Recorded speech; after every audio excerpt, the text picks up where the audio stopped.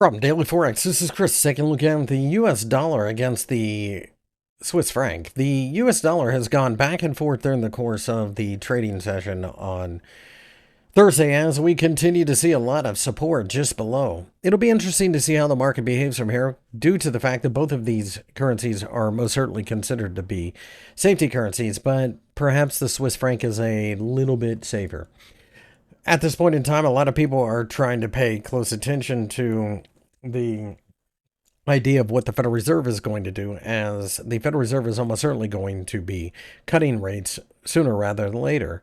The question at this point isn't so much whether or not they're going to cut, but how often and how deep will it cut. The first cut in September is probably going to be 25 basis points, and that's fine. At this point in time, I think everybody knows that, and it doesn't really have much of an effect on the market.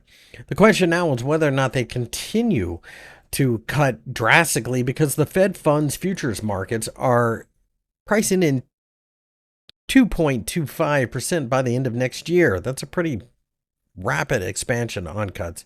Central banks historically get behind the curve and start cutting wildly, and then it inflates assets. They are trying to inflate debt away, and that might be what we are getting ready to see. And if that's the case, we could see the Swiss franc pick up a bit of steam against not necessarily just the greenback, but against a lot of things. If this pair does break down significantly below the 0.84 level, then it leads to a deeper drop.